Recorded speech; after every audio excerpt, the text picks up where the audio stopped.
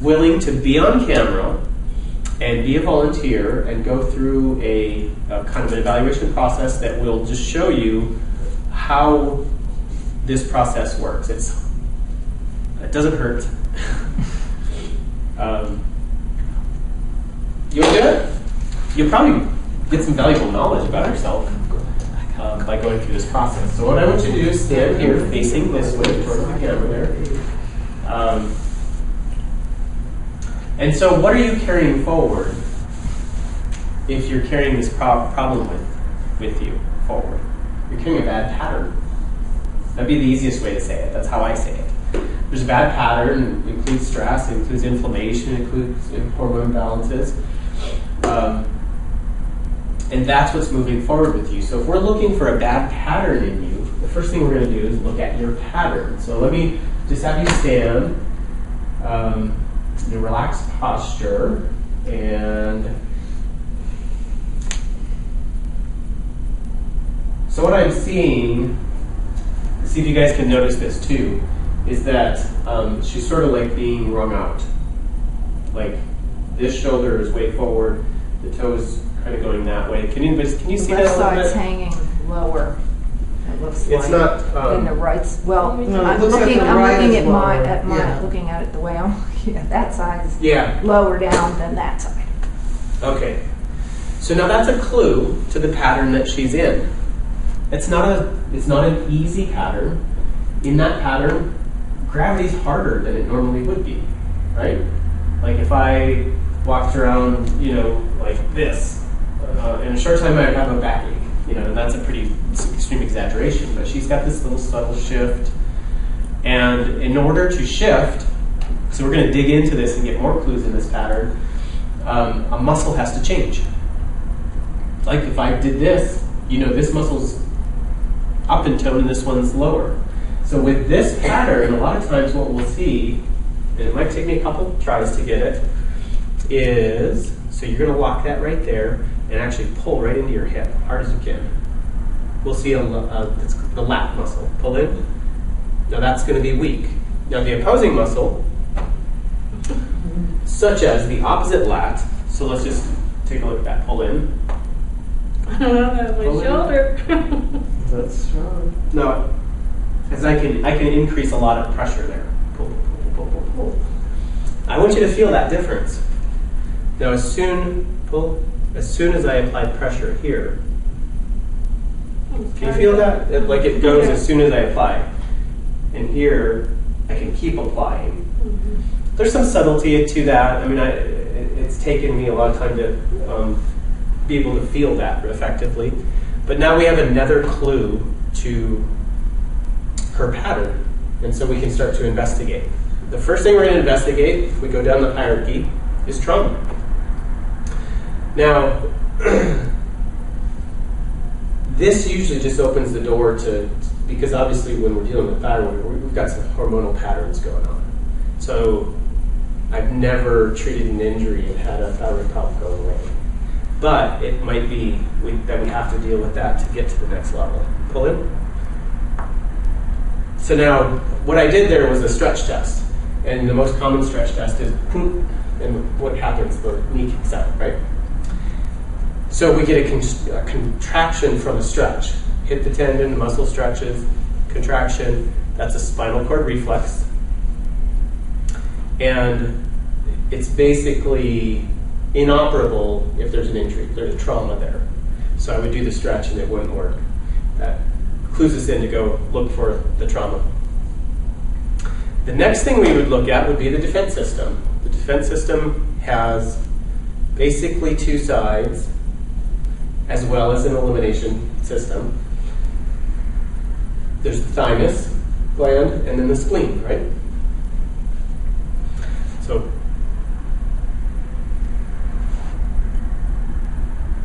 now the nervous system has two, what would I say? And there we got something, right? It has two halves, the parasympathetic and the sympathetic. The parasympathetic is soothing. So I use rubbing to see if that's helpful. The sympathetic is like And you can think of people like that too. Some people need to get a little goose and get going. And some people are like, easy, take it easy. You know, they're like kind of, every organ and system has that same kind of balance. And so I think it's just really neat that we can say, now how this works, this is visceral referred pain areas. So we all know that heart, if you have a heart attack, you're having pain here, right? And there's a map of every organ and gland to your body. Some people are, know gallbladder, the right shoulder blade. Pretty much everybody knows stomach. If it's right here, it's definitely stomach. Down here, below the belly button is large intestine. Right above the belly button is small intestine. And, liver and gallbladder on this side also. Most people don't know that right up here, if we took a saline solution and injected it into your thymus gland, you would say, ow. And if we injected it into your spleen, which is way over here, you would go, ow. That is the pain referral location. And so there's a neurologic connection there. It's on the same communication lines. So now what might be interesting is if this system, if this organ system is shoved down into suppression, meaning she needed some irritation to get it going again, if we do a stimulation that is soothing and further suppressing, push up, sorry. If we get a general weakening, it just kind of weakens her. And then we can see, we do the pinching, push up, push up, push up, push up, push up, and we get a pretty good strengthening there. More clues, we're adding up clues. Now what would be suppressing to the immune system in the thymus? This is really important for autoimmune stuff. And it's not that hard. What aggravates or what would exhaust? Let's just say what aggravates the immune system? Stress. Great, that's a good answer. And stress, toxins, just the air we breathe. Allergy stuff. Yeah, allergies, pollen, mold, mildew. You guys aren't getting the most common one, or the most obvious one. Most common ones. Most obvious. Trauma. Huh? Trauma? No. Nope. Did you say diet? Achoo. Sinuses. Infections. That's what I would think most people, but great insight. Like if the stress is a big stressor and it really shifts the immune system. So if we go back to this, let's go back to this real quick. When we have type 1, the things that affect the pituitary are going to be insulin. So we have a short list here. And cortisol. So if we see that pattern, we're going to want to be looking at and we have a test that measures both insulin pre and post eating, and cortisol through the day, and it gives you the whole story. Now, that's also the test we use down here. If we're in type 2, it's really a noradrenaline problem. Again, that's like we could say this is stress and this is stress. If we go down into the resistance, more adrenaline.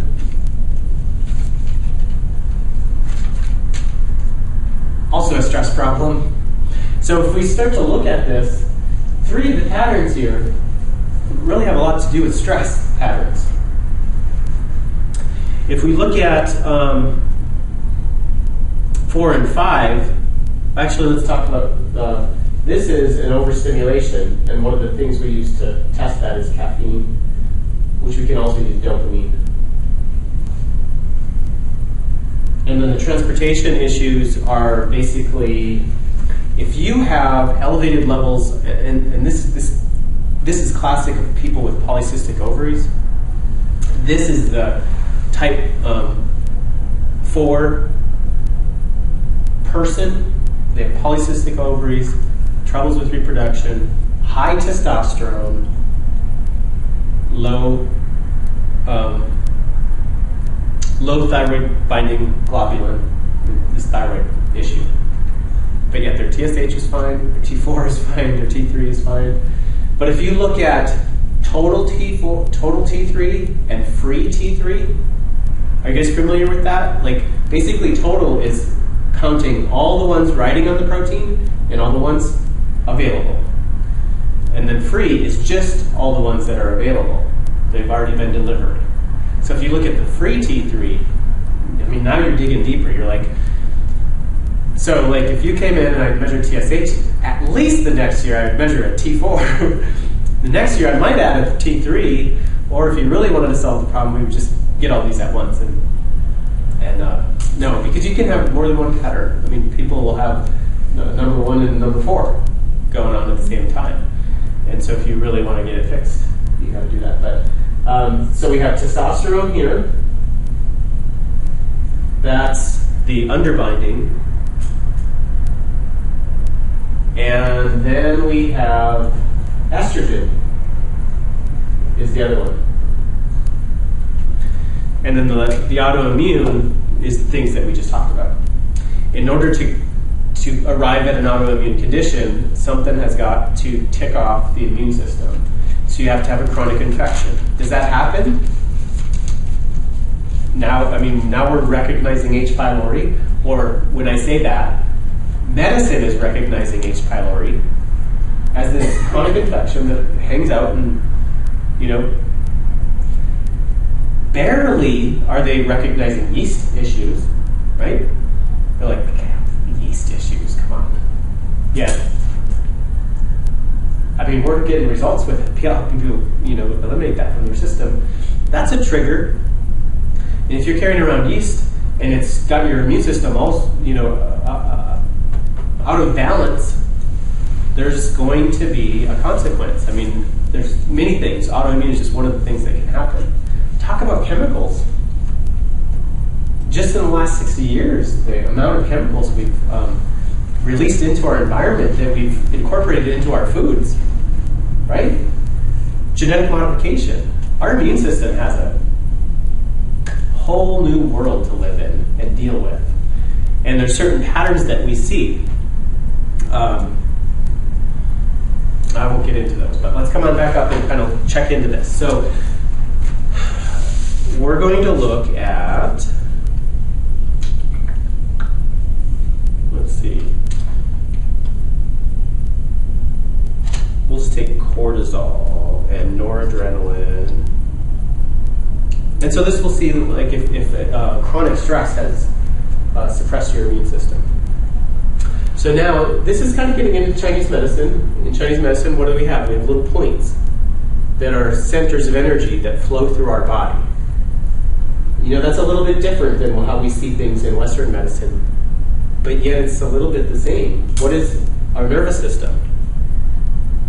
If you ever studied like physiology, they talk about like you hit this threshold and you have an action potential and that causes a contraction of muscle or a release of a chemical, so that's electricity. What is electricity other than energy? That is energy, right? So we're going to use the electrical, the electrical system, the muscles, and the energy system. We're going to use points on her body that are representative of these different organs. And so I'm going to go in here, is the point for thymus. We're going to take this muscle that was strong and then push up towards the end. Push. And you can see I can push down. I could probably jump on top of it and push it down, but we're just looking for that. It's going to break right away if something happens. Let's take histamine, see if there's maybe some allergy issues. And we're going to take this, it's energy. These are homeopathics, which are also energy. And we're putting them right on those points and then push up. And I don't see anything there. So what are we getting down to here? Let's grab some. What's left to test? Bugs?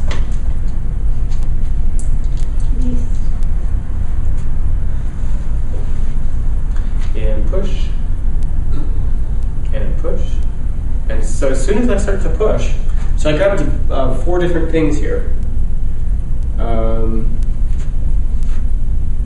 Let's put 2 back and push. Something there and push. And so we've got that right there.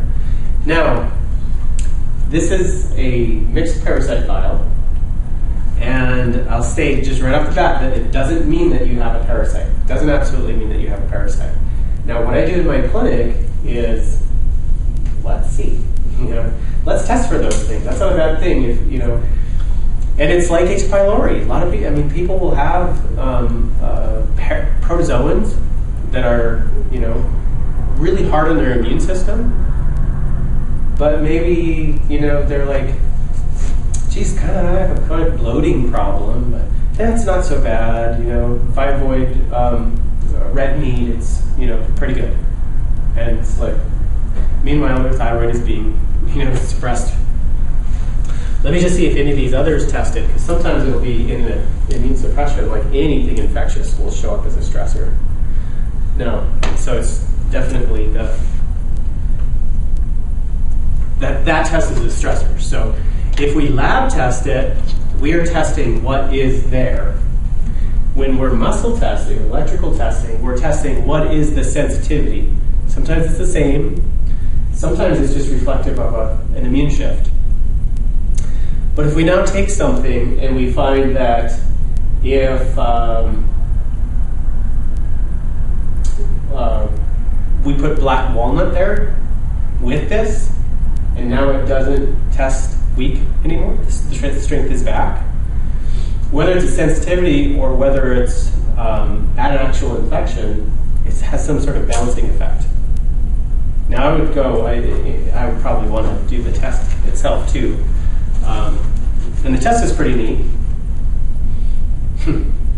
Sort of, it's a poop collection. So that's not very neat.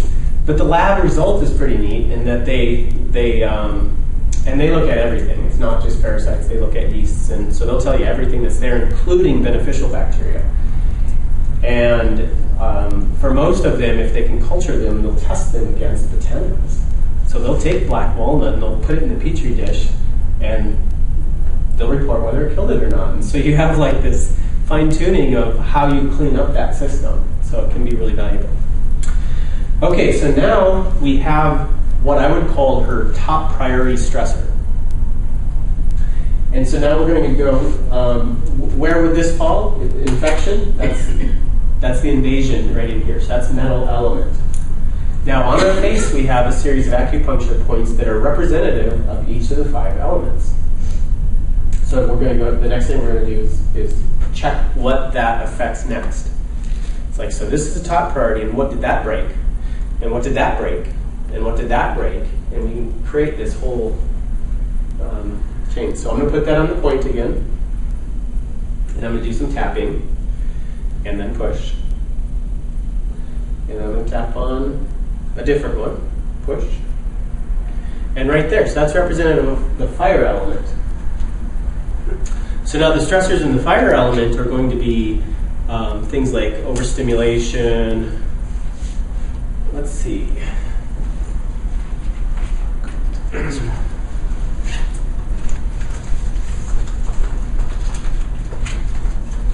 I don't have adrenaline,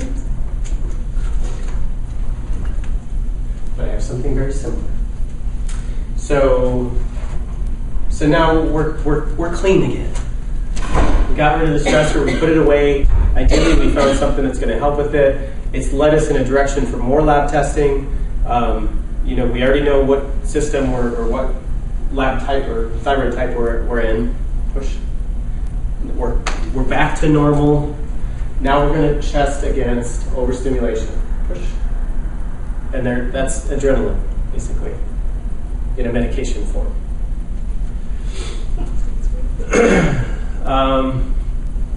So things that would help with adrenaline.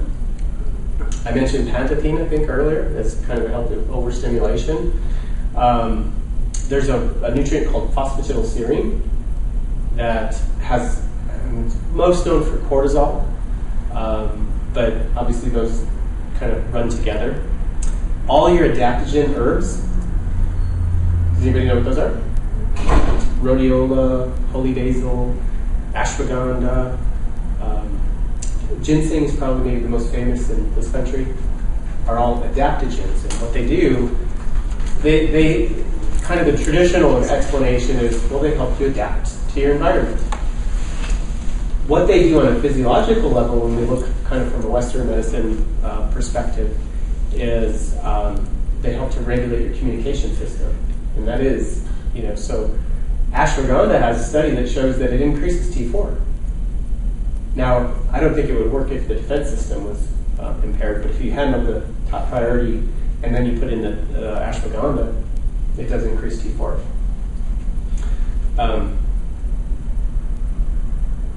I think the pharmaceutical company made sure that nobody ever heard about that study, though. So there's my conspiracy theory little jab right there. So now we're going to see what that bumps into next. So now we had metal element, fire element. And this is heart and thyroid right here, so this is pretty significant to like what might be suppressing. Push. What did I miss there? Let me go through it again. 1, 2. Oh, right there. There we go. Okay. That's representing the earth element. I don't know if I have.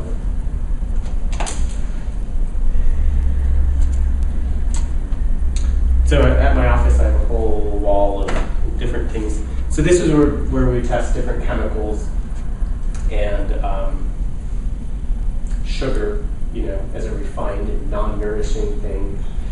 And when sugar tests, it doesn't necessarily mean that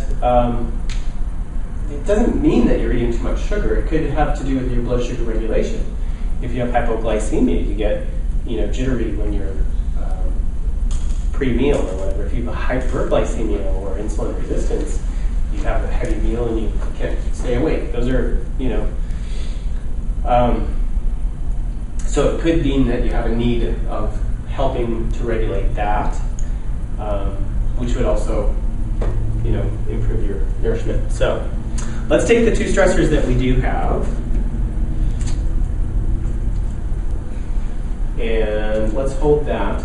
I'll have you hold that right across there, and we'll go back to our weakness and pull in, and then we'll do a little bit of tapping. And this is how I reset, like in an instant, the acupuncture system. So we had number 2, just a third.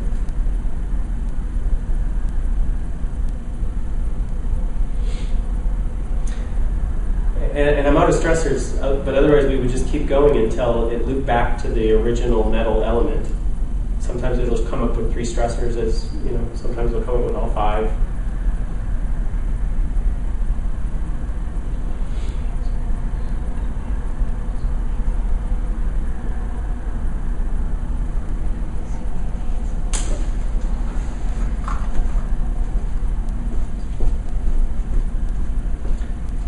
So we'll see, almost without exception, except there's always an exception, but almost. After we do the tapping, the energy in the muscle has changed. The muscle physiology has changed. Connected. Yeah, and that's with the stressors in there. And usually we'll see the change in the posture also. So go ahead and have a seat there, and we'll kind of talk about like